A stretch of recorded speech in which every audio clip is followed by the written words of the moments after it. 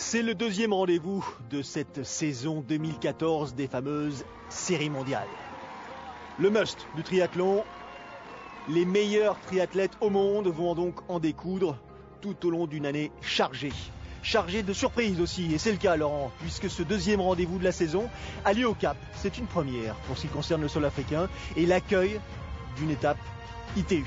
Eh oui, une étape WTS, ce n'est pas la première fois effectivement qu'il y a sur le sol africain une Coupe du Monde, mais une WTS sur ce format-là, c'est la première fois.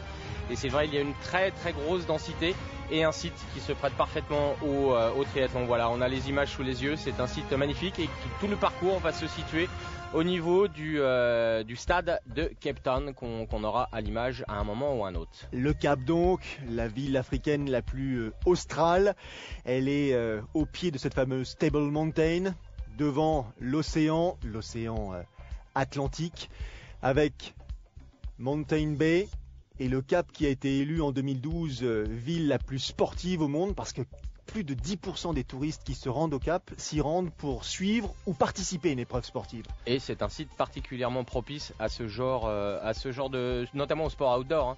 Même si la Coupe du Monde de football a eu lieu en Afrique du Sud il y a maintenant 4 ans. Et c'est vrai que voilà le stade qui a accueilli la Coupe du Monde. Mais on voit sur ces images, la nature est préservée. Il y a Table Mountain, on a vu tout à l'heure des parapentes. Il y a énormément de choses à faire et notamment dans l'outdoor. Alors attention, ces images sont effectivement magnifiques. Elles sont un petit peu enthousiasmantes. Il ne faut pas oublier que c'est l'hémisphère sud. Et oui. Et la température n'est pas tout à fait la même qu'ici, même si en ce moment il fait un petit peu frais. Il n'empêche que la température extérieure avoisine les 20-21 degrés et que la température de l'eau est suffisamment fraîche, Laurent, pour qu'il y ait une modification. On y reviendra un tout petit peu plus tard. Pour l'instant, on va présenter le plateau avec forcément, pour ce qui concerne les athlètes sud-africaines, un peu de pression supplémentaire et puis surtout beaucoup de plaisir. Oui, 4 berces notamment qu'on a déjà vu faire des performances et puis que ce soit chez les filles ou chez les garçons, les Sud-Africains vont avoir à cœur de montrer et de faire voir leur niveau. On en parlera chez les garçons tout à l'heure avec Richard Murray et Shoemaker normalement. C'est pas Shoemaker, c'est Schumann. Et devant leur public, c'est très très important, l'Afrique du Sud est la nation africaine du triathlon. Jodie Stimson pour l'instant est la triathlète de la saison. Elle a gagné la première étape à Auckland. Là, elle fait un petit échauffement, un échauffement doux comme on l'appelle. Et son objectif majeur cette année, comme beaucoup de, j'imagine, compatriotes, ce seront les Jeux du Commonwealth qui se disputeront fin juillet, début août. En Écosse, il me semble, de tête. Et donc, elle a préparé sa saison pour l'instant avec cet objectif majeur et ça lui sourit plutôt bien. Anne Haug aussi a débuté de manière assez efficace, deuxième de l'étape de Nouvelle-Zélande. Elle a bien l'intention de réaliser au moins une aussi bonne performance. Elle aussi particulièrement, attentive pour ce qui concerne ce championnat du monde version 2014. On a vu dans les yeux et dans les visages que l'avant-course est un petit peu compliqué, vous l'avez signalé Vincent, avec cette température de l'eau. Les cagoules sous les bonnets, c'est le signe que l'eau est vraiment fraîche. Anne Haug, ce qui est bien avec elle, c'est que de toute façon, quelle que soit la situation, le lieu où elle concourt, elle trouve toujours cela aussi merveilleux. C'est magnifique, ça lui plaît énormément, donc elle y va avec le sourire, c'est tout bénef. En même temps, Vincent, vous connaissez comme moi les sites de course de Coupe du Monde. Il n'y en a pas beaucoup qui soient désagréables, même quand c'est en ville, notamment comme Hambourg. Eh bien, il y a énormément de public et c'est toujours un plaisir de pouvoir concourir dans ces conditions. Ça dépend pour qui. La preuve, Gwen Jorgensen, c'était à Auckland. Elle chutait à vélo. Une place de 12e, il me semble, en conclusion. Et donc, Gwen Jorgensen, l'américaine, pas tout à fait satisfaite de cette première étape et qui a bien l'intention de se refaire la cerise, comme on dit ici, au Cap. Elle avait mal fini la saison 2013 et elle commence la saison 2014 de la même façon. Alors, certes, elle n'a pas abandonné à Auckland. C'est vrai. Alors nous y voilà. La natation, donc on vous l'indiquait déjà en début de reportage, la température de l'eau est jugée suffisamment fraîche, moins de 12 degrés, pour que le parcours natation soit limité à seulement 750 mètres. Mais le reste, c'est-à-dire pour ce qui concerne le parcours vélo et le parcours pédestre, on reste sur les distances dites olympiques.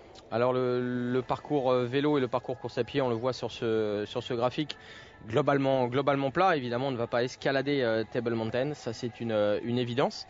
Mais c'est vrai que ce parcours natation peut changer peut-être un petit peu la donne pour les nageuses un petit peu moins costauds. On va voir ça tout de suite.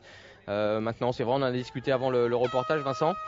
Moi, il me semble que si on diminue la natation par deux, c'était intéressant peut-être de passer sur le format sprint pour rééquilibrer l'ensemble de cette course. D'autant que le format sprint sera effectivement un format adapté, ou du moins choisi, en l'occurrence pour certaines des étapes qui se disputeront un peu plus tard dans la saison. Donc 750 mètres de natation, 40 km à vélo, 10 km à pied, moins de 12 degrés pour la température de l'eau. Est-ce que ça peut avoir, je dirais, des conséquences ou du moins des incidences sur certains athlètes, certaines athlètes, c'est-à-dire que est-ce que certaines ou certains risquent d'avoir froid et éventuellement être pénalisés un peu plus tard? Complètement. On a vu certaines ont opté pour la cagoule. Nous ne sommes pas tous équivalents face au froid et à la réaction physiologique du froid.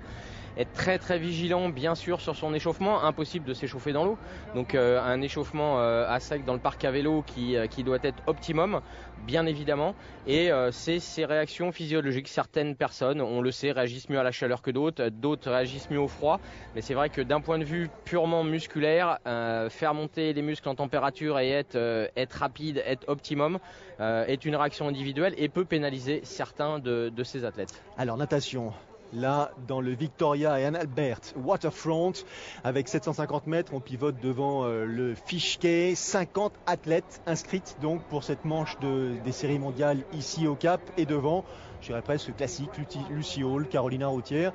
Et on se demande, on va chercher un tout petit peu les positions de Gwen Jorgensen et de Anne Haug, a priori celles qui devraient être les plus pénalisés, non pas tant par le format, mais plus par, je dirais, la température de l'eau. Vous parlez en termes d'affûtage peut-être? Oh, je pense pas, parce que Gwen Jorgensen, en termes d'affûtage, elle est non, mais plus on est affûté, c'est vrai, probablement plus on est sensible, moins on réagit correctement au froid, ce qui n'est pas forcément tout à fait vrai, puisqu'encore une fois, c'est vraiment individuel.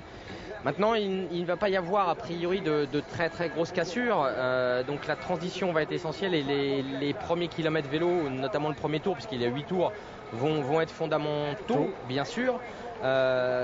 Maintenant, sortir de l'eau froide, déjà se remettre debout, courir pour aller jusqu'à son vélo, ça n'est jamais une partie simple. Mais alors, quand on réagit pas bien au froid, la tête peut tourner, ça peut être compliqué aussi à gérer. Donc là, il y a la natation, mais il y a aussi la transition et le tout début du vélo. Parce que si on réagit pas bien au froid, le début du vélo, ça va être difficile de se réchauffer, d'autant qu'il fait pas 30 degrés dehors. Alors, on va essayer de profiter effectivement des rayons du soleil parce que ça va avoir des incidences, c'est inévitable. Elle est sortie de l'eau pour Carolina Routière, l'Espagnole, Lucy Hall, la Britannique, Katie Hursey, l'Américaine, Sarah Groff, Helen Jenkins, qui a déjà fait son retour et qui, elle, est toujours aussi agressive dans le bon sens du terme. Donc il y a une toute petite cassure sur les 6 premières, derrière la brésilienne Oliveira. Les Françaises, on n'en a pas parlé, la présence des Françaises, des Micha Réron et puis Anne Tabaran qui fait son retour. Anne. Et c'est un petit peu le retour aussi d'Amy. La première d'Anne Tabaran sur une série mondiale, puisqu'elle a intégré les minima. Au plus haut niveau, il y a quelques années, quand elle était jeune, c'était pas encore les WTS. Exactement. Alors le parcours. Voilà, là il y a une vraie cassure, regardez Vincent. Il y a un tout petit groupe derrière, ça veut dire qu'il y a un plus important peloton derrière, il y a un coup qui peut partir. Une douzaine apparemment, on va les compter, 2, 4, 6, 8, 11, 13, 13, oui, et puis 17, un petit groupe si de 4 derrière. Ouais. Et devant, ça roule. Helen Jenkins, la Britannique, avec un rythme assez véloce apparemment. Derrière, c'est qui le dossard numéro 40? Carolina Routier, effectivement. Et c'est intéressant de voir Jenkins. On sait qu'il y a Lucy Hall aussi dans ce groupe. Donc les Anglaises ont l'habitude de travailler ensemble. Et Helen Jenkins qui met tout de suite une énorme pression. Lucy Hall est a priori derrière. Et qui va-t-on voir dans ce peloton? Sûrement pas Jorgensen, qui est un tout petit peu plus en retrait. Et elle, semble-t-il, elle va essayer de profiter justement de ces rayons du soleil pour se réchauffer un tout petit peu. Gwen Jorgensen. Ouais, la relance, elle paraît esselée déjà. Ouais, tout à fait. Elle n'a pas l'air optimum sur cette relance. Les Australiennes sont là. Moffat, Ellen Reid, et là aussi Anne Haug. Oh, il y a du beau monde dans ce groupe. Elle a du mal à s'accrocher, Jorgensen, apparemment. Ashley Gentle, Adachi, il y a vraiment beaucoup de monde dans ce groupe. Attention à noter, Laurent, que pour ce qui concerne la natation, Gwen Jorgensen là coince un tout petit peu. Et regardez, c'est la dernière du peloton, elle était devant, elle a été rattrapée par le peloton et c'est elle qui vire en dernière position. Un mauvais virage en plus. Oui, il faut vraiment qu'elle progresse techniquement sur le vélo. Alors 8,45 pour la meilleure nageuse à la sortie de l'eau, Carolina Routière. Pour ce qui concerne les Françaises, Anne Tabaran sort en 9,18 et Amy Charéron en 9,38. Il va falloir qu'elle travaille tout de suite pour pouvoir rentrer, puisque devant, on peut le voir, il y a une très très grosse pression, mais ce qui est tout à fait normal si des athlètes expérimentés comme Ellen Jenkins ont fait un petit peu le point sur ce groupe. Ni Jorgensen ni Anne Haug ne sont dans ce groupe, donc elle a tout intérêt à rouler. Et on n'a pas aperçu Jodie Stimson. Non, on l'a pas, mais j'ai le sentiment qu'elle est là. Regardez, c'est elle qui prend effectivement l'initiative. Jodie Stimson, on a entendu un petit peu râler dans le peloton. C'était, je pense, pour motiver les troupes. Stimson et Noa Muroa, elle a l'Espagnol aussi. Ah, bonne position pour l'Espagnol. Ça prend tout de suite le relais. Ça donne une chute. Derrière, une Ukrainienne, ça c'est sûr et certain. Voilà, le casque a l'air en Une américaine. C'est pas Jorgensen. C'est pas Jorgensen, non, ça peut être Cathy Hersey. Jorgensen est en maillot de bain cuissard. Ouais, c'est Hersey, tout à fait. Cathy Hersey, l'américaine. Décidément, les américaines, oh là là, pourtant ça ne roulait pas bien vite. C'est elle qui a commis l'écart et effectivement après elle est restée bien calme au milieu du peloton et l'Ukrainienne derrière qui est passée par-dessus. Malheureusement, personne ne lui a roulé dessus. C'est Alexandra Stepanenko. Elle va pouvoir repartir, sauf s'il y a un problème de dérailleur. Il y a visiblement un problème technique. Bonjour mademoiselle, le papier du véhicule, vous êtes mal garé. Vous plaît. Bon, apparemment pour Hersey, ça s'annonce plutôt mal. C'est plutôt compliqué. Alors devant, on reprend la tête de course. On tourne autour de Greenpoint, dont on parlait un peu plus tôt. Un endroit effectivement où les Greenpoint, vous avez dit, ça se voit. Ça se voit effectivement. Ça se voit, les Sud-Africains et les habitants du Cap viennent profiter justement des espaces verts. Alors, l'espace. 25 secondes, vous aviez annoncé 20 secondes à la sortie de l'eau pour Jorgensen. Là, le groupe de tête a déjà regagné un petit peu d'écart si on prend Jorgensen. Vicky Holland est là, derrière Jodie Stimson. Il y a du monde chez les Britanniques. Ça va effectivement s'entraider. Jenkins, Holland, Stimson devant. Hall. Et Lucy Hall, exact. Donc il y a vraiment du beau monde, elles sont en majorité. Et Anne Haug. Les Allemandes derrière en chasse avec Anne Haug, avec Rebecca Robisch. Et elle a l'habitude de chasser. Elle a une compatriote avec elle qui va pouvoir travailler. Excellente duathlète, Rebecca Robisch, qui a fait de gros progrès dans l'eau et qui commence à faire des belles perfs sur eux. C'est Anne Tabaran là-bas à droite. Qui est là. Voilà, elle est dans un groupe intéressant, Anne. Gentle peut-être. Mais regardez Vincent. Rachel Klammer, dossard numéro 7 devant Anne Haug. Sarah Anne Bro est là. J'ai l'impression que Anne Haug soit la meneuse du groupe. Non, alors qu'on a l'habitude de la voir devant. Alors là, ça change tellement vite pour ce qui concerne le leadership de ce groupe de tête. On a vu Enoa Muroa, puis Jodie Stimson, puis Ellen Jenkins, puis Vicky Holland. Sarah Groff est là aussi. Sarah Groff est là. Alors les voici justement les noms. Elles ont effectué 3 tours, il en reste donc 5 encore. Kirsten Sweetland, la Canadienne qui revient Anya tranquillement Knapp. En forme. Combien possède-t-elle de secondes d'avance sur le groupe de poursuivantes? Tout à l'heure c'était 25 secondes. On va voir rapidement un état des lieux. Ça pour l'instant le décor avec Table Mountain et Lion Oh là là là là. Head. C'est passé à la minute, ça ne roule pas derrière. Personne ne veut prendre la chasse à son compte. Et Moffat. Et là, c'est elle qui emmène le groupe. Il faut dire, il y a quand même une ribambelle de favorites dans ce groupe de chasse. Donc, qui va mener si ça n'est pas Jorgensen, Haug, Moffat? Personne ne va vouloir rouler pour elle, alors que devant Sweetland. Ça roule. Ouais, Sweetland, ça faisait longtemps qu'on n'avait pas vu à Paris Fête. Et dans ce groupe, effectivement, en compagnie de Lucy Hall. Mais regardez la forme de ce groupe de tête. Qui est quasiment en file indienne, qui roule, qui prend bien ses relais. On a entendu les filles s'encourager et l'écart commence à être conséquent. En plus, avec ce grand aller-retour, elles vont pouvoir le mesurer, le mesure à chaque tour, alors que derrière ça occupe toute la largeur de la route, ça roule pas vraiment. Alors c'est vrai qu'elles n'en profitent pas, mais en tout cas le tracé du parcours cycliste est assez sublime parce qu'elles sont le long de l'océan d'un bout à l'autre en aller-retour. Elles s'accrochent, Jorgensen s'accroche au peloton, mais Anne Haug s'est placée derrière. Regardez les écarts, après 35 km, plus de 2 minutes. Mais ça ne roule absolument pas d'avance pour le groupe de tête. Bah, regardez la différence de formation.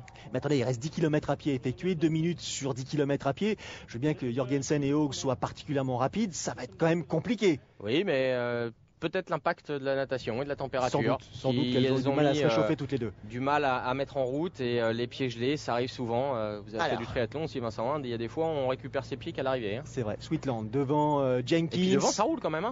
Ça avance bien. Fin du parcours cycliste. On s'est déchaussé, on se prépare. J'aime bien ce passage-là. Les pavés, le petit dodane et la virage. moquette. Et le petit virage et la moquette, s'il est mal accroché, il peut y avoir effectivement une transition horizontale. Les Britanniques en premier rideau. Il y a du monde. Holland sur la gauche, Jenkins et Stimson. Non Stamford, qui n'est pas là, qui n'est pas sur cette course. Donc imaginez si vous la rajoutez, elles auraient été 5 dans ce groupe de tête. Les écarts, le temps, Jody Stimson vainqueur à Auckland devant Vicky Holland, devant Len Jenkins. Et c'est parti à vrai dire, sans vraiment de surprise. Laurent, Stimson est la première à effectuer l'effort dès la sortie de l'aire de transition. Et c'est Vicky Holland qui essaie de prendre sa foulée.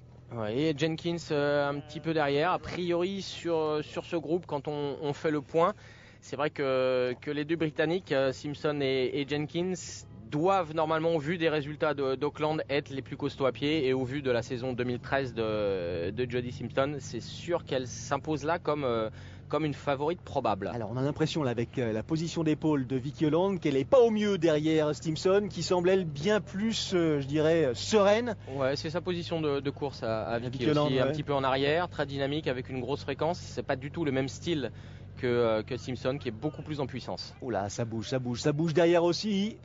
Jorgensen, Anne Haug, alors là, la question qui se pose, Emma Moffat. Qu'est-ce qu'elles vont faire? Quand est-ce que ça bouge? Courir à fond? J'ai l'impression que Jorgensen a décidé de passer la vitesse supérieure et à coups de grandes enjambées, essaye de refaire son retard. Anne Haug se sert de l'aspiration en quelque sorte. Maintenant, il faut mentalement être costaud quand même. Ça n'a pas roulé, donc effectivement, elles ne se sont pas trop fatiguées sur le vélo. Et derrière, il faut être quand même motivé pour aller chercher quelques places. Ça a changé devant, ce ne sont plus les mêmes protagonistes. Ellen Jenkins désormais en compagnie de Jody Stimson, la double championne du monde, devant la vainqueur d'Auckland. Fallait s'y attendre. La foulée n'est pas la même non plus. Et elles ont lâché un peu tout le monde. Et là derrière, 4 tours de course à pied. Ah oui.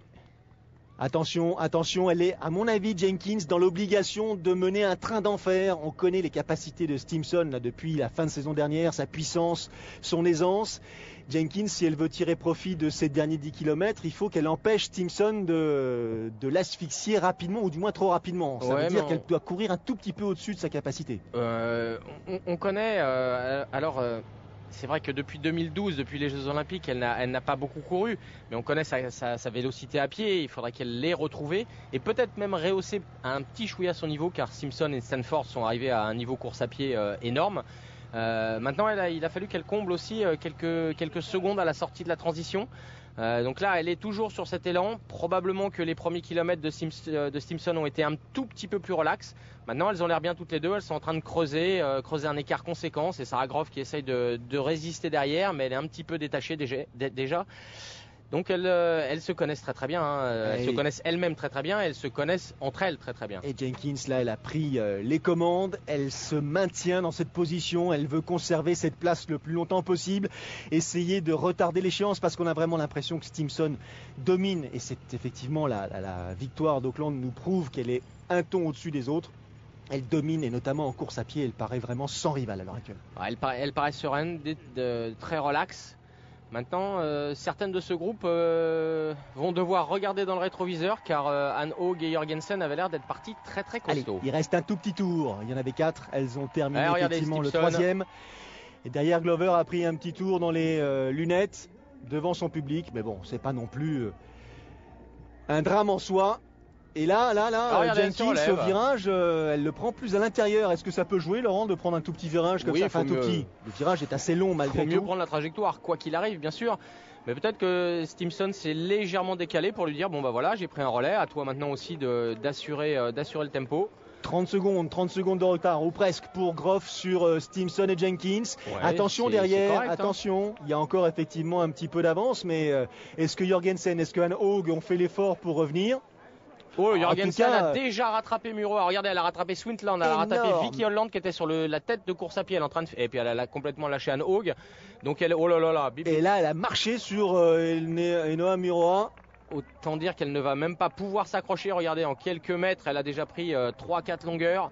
Ouais, elle est partie à fond, et elle va peut-être aller chercher. Elle se rapproche. On a vu une quarantaine de secondes sur Sarah Groff dans le dernier tour, en sachant qu'elle est partie à plus de 2 minutes. 4 fois 30 secondes, ça fait 2 minutes. C'est faisable. C'est faisable. Mais en tout cas, il ne faut pas qu'elle. Mais en tout cas, elle est revenue 4e déjà. Oui, il ne faut pas qu'elle réduise sa vitesse de course. De nous faire un temps course à pied qu'il va falloir surveiller. Jenkins, on a l'impression là, à avoir la bouche grande ouverte, sa situation où elle plante ses épaules, qu'elle est. Mais bon, vous le direz aussi, Laurent, c'est sa façon de courir, et pour l'instant, ça a l'air de lui convenir, et surtout, ça a l'air de de gêner suffisamment Jody Stimson. Ce qui n'a pas l'air de gêner Gwan Jorgensen, c'est en l'occurrence il y a 5 km/h d'écart. La distance qui la sépare de la ligne d'arrivée. Et là, en point de mire, Sarah Groff. Oui, monsieur, ça y est. Le caméraman est gentil. Oui, on a bien compris qui c'était, on a bien compris ce qu'elle est en train de faire. Ne vous inquiétez pas. Regardez la foulée, regardez presque. Très vite. Elle vient d'accélérer. Je dirais presque qu'elle a ajouté un peu de vitesse à sa vitesse. Devant, c'est Sarah Groff. Elle paraît presque à l'arrêt. Exactement. Sa compatriote qui est devant, qui est partie plus de 2 minutes devant. Donc elle est en train de reprendre 2 minutes sur 9 km. Il doit rester un petit kilomètre et elle va aller la chercher, ça. Il n'y a absolument aucun souci. Donc il va vraiment falloir regarder son temps à pied qui va être énormissime. Elle a complètement déposé Anne Haug, qui n'est pas la dernière des manchottes sur la course à pied. Regardez l'allure de Gwan Jorgensen, ça tire sur les bras, les enjambées sont de plus en plus longues. Sarah Groff. La tête rentrée dans les épaules. On m'a dit quand elles ont la tête rentrée dans les épaules comme ça, c'est qu'elles sont mécontentes. Elles sont mécontentes. Elle l'a énervée. Ah oui, oui. Mais elle aurait pas mais en même temps. En même temps, voilà, bon, on ne connaît pas sa réaction au froid, mais elle n'a pris aucune initiative en vélo. Elle n'est pas sortie si loin que ça de l'eau. Elle est sortie en 9,05, Simpson est sorti en 9,04 et Simpson s'est retrouvé sur le groupe de tête. Regardez. Bébé. Regardez le dépassement de Jorgensen là sur Sarah Groff, même pas un petit geste, elle n'a pas le temps parce qu'elle a une idée très précise. Essayez. Alors là, ce serait d'aller un retournement de situation. Gêner les deux premiers. Il reste à peine 600 mètres. Et Stimson porte une accélération, semble-t-il. Et Jenkins coince. Jenkins a un peu réduit sa foulée. Déjà, elle est très à fréquence, mais là, on a l'impression qu'elle pioche encore plus. Et Simpson toujours en puissance. C'est impressionnant. Elle a peut-être aussi été légèrement informée du retour de Jorgensen. Et il fallait pas non plus. Regardez, elle est juste là-bas. Hein. Fallait Jenkins, pas traîner, elle s'accroche là. Dans son style aussi caractéristique, petite foulée, les bras qui s'entr'ouvrent légèrement. Jenkins, on sent qu'elle est en train d'accélérer ou de maintenir du moins cette allure pour ne pas être mangée par l'américaine en 3e position. Stimson au sprint, Jenkins, je dirais, à l'énergie en 2e place. Et c'est Jorgensen qui va aller chercher la 3e place. Incroyable fin de course. Dans un temps canon. La victoire pour Jody Stimson, la 2e en 2 manches cette saison. 2e victoire britannique. 2e position pour Ellen Jenkins. Elles se sont dépouillées mine de rien. Et pourtant Jorgensen est revenu pas très loin derrière. Alors on va surveiller son temps à pied. Donc on a 34,40 et 34,45 pour les deux Anglaises. Et Jorgensen 32,46.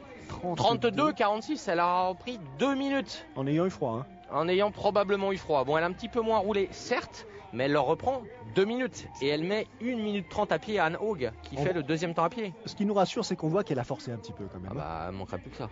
La 4e place pour l'américaine, Sarah Groff. On a calculé, elles étaient une bonne quinzaine devant. Elle vient chercher la 3e place, Vincent, quand même. Hein. Et c'est ce 32-40-46 qui est impressionnant. Il va falloir surveiller le temps de certains garçons aussi.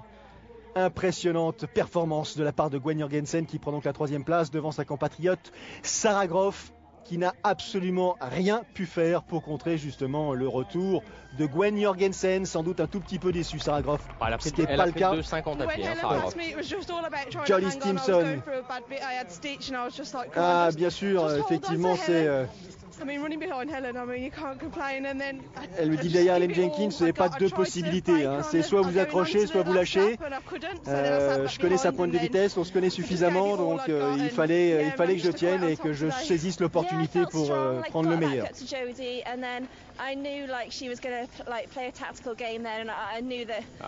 se sentait forte et elle savait que Simpson allait jouer un jeu un petit peu tactique. Elle l'a contré une première fois, elle a pris l'initiative, elle a essayé effectivement de retarder, peut-être même de dominer sa compatriote, mais bon, elle n'a rien pu faire sur la fin de course. Gwan Jorgensen, très déçu par effectivement sa natation, son vélo, c'est ce que disait Laurent. Hein. Et donc il ne restait plus que la course à pied, c'est plutôt pas mal. Absolument. Le jour où les 3 disciplines vont fonctionner correctement, elle pourra établir de vrais records. Hein. J'aurais tendance à dire le vélo, plus le vélo qu'autre chose, puisqu'elle est sortie quasiment dans le même temps que Stimson et elle se retrouve à plus de 2 minutes en vélo. Les écarts, les temps. Murua qui fait une très belle course et les Françaises. Alors les Françaises, elles terminent où? Amy 14e et Anne 20e. La position numéro 1 pour Jody Stimson sur cette étape et du coup au classement général provisoire de la saison, la Britannique s'installe comme sans doute la favorite de cette année 2014. Allez, une petite pause et dans une poignée de secondes, nous retournerons au Cap donc pour vivre cette fois-ci la course de ces messieurs. Vous êtes Cap ? On est cap. Le sourire de Johnny Stimson et la différence de points sur ce tableau, séparant donc Stimson de ses poursuivantes immédiates. Allez, à tout de suite pour la course de ces messieurs.